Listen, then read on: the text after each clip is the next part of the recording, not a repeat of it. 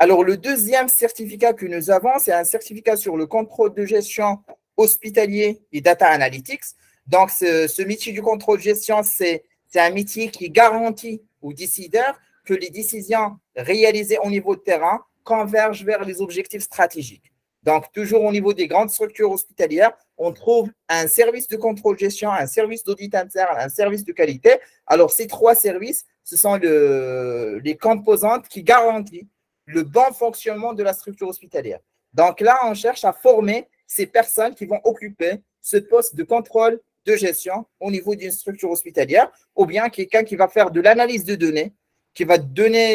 faire du conseil aux structures hospitalières sur la mise en place d'un système de contrôle de gestion, ou bien c'est un certificat qui cherche à former des chercheurs en tout ce qui est performance hospitalière. Donc, les objectifs, c'est déjà comprendre les principes de la gestion hospitalière, adapter les outils de pilotage aux nouvelles exigences, notamment de la contractualisation interne, parce qu'aujourd'hui, vu la pénurie de ressources qu'on a, les pressions financières exercées sur les systèmes de santé, donc on cherche à améliorer le financement, mais aussi à améliorer l'utilisation des deniers publics, des ressources financières des établissements publics pour répondre aux besoins des populations. Donc, la contractualisation interne et la mise en place d'un dialogue de gestion, c'est l'un des outils que nous pouvons mettre en place. Également, construire les indicateurs de pilotage et de suivi de performance, maîtriser les techniques de collecte, d'analyse et de diffusion des données sanitaires, comprendre les enjeux liés à la gestion de données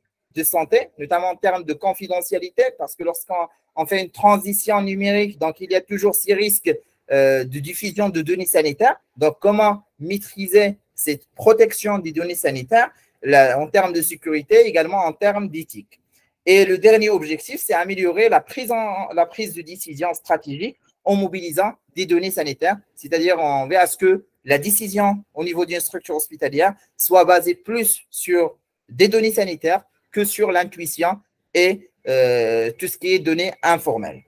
Donc, le public cible, c'est toujours les responsables d'unités ou de structures hospitalières, les professionnels de santé, des médecins, infirmiers, pharmaciens,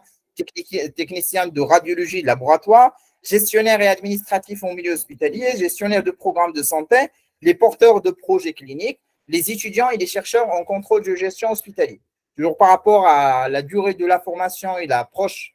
de formation, ce sont des cours du week-end et avec une approche qui est plutôt une approche interactive basée sur des scénarios réels dans le domaine de la gestion hospitalière.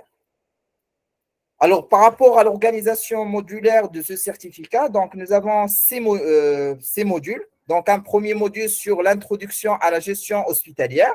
un deuxième module sur tout ce qui est contrôle de gestion hospitalier et performance hospitalière. Donc, au niveau de ce module, on va voir les différents outils du contrôle de gestion, que ce soit la comptabilité hospitalière, notamment tout ce qui est calcul du coût d'un séjour, parce qu'aujourd'hui, pour toutes les structures hospitalières, on a un tarif qui est fixé par l'État, mais après, on a un coût que supporte l'établissement hospitalier pour réaliser un acte. Et toujours l'objectif, c'est de vérifier est-ce que le coût qu'on supporte, il est toujours soit inférieur ou égal au tarif appliqué au niveau national. Donc, il faut mettre en place déjà une comptabilité analytique hospitalière pour calculer ces coûts et développer des approches d'optimisation des charges pour qu'on puisse soit réviser le tarif ou bien adapter les coûts au tarif qu'on a déjà avec, bien sûr, une qualité de prise en charge qui est adéquate. L'autre module qu'on a, c'est un digital et le système d'information sanitaire et hospitalier. On va voir tout ce qui est télémédecine, la santé mobile, tout ce qui est dispositifs médicaux électroniques, tout ce qui est sécurité des systèmes d'information, tout ce qui est développement et déploiement d'un système d'information hospitalier. L'autre module qu'on a, c'est un quatrième module sur Healthcare Data Analytics, où nous allons voir comment développer une stratégie de collecte et d'analyse des données en utilisant bien sûr les logiciels d'analyse de données que vous connaissez, que ce soit SPSS, que ce soit le logiciel R, que ce soit, donc on a plusieurs logiciels qu'on aura l'occasion d'utiliser au niveau de ce module sur l'analyse des données sanitaires. Et après, comment diffuser ces données sanitaires dans le cadre d'un reporting, dans le cadre des rapports pour les décideurs publics. Le cinquième module, c'est un module sur la gestion de la qualité et des risques en milieu hospitalier.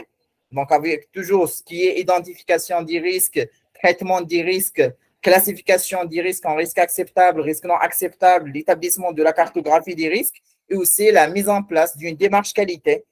qui s'inscrit dans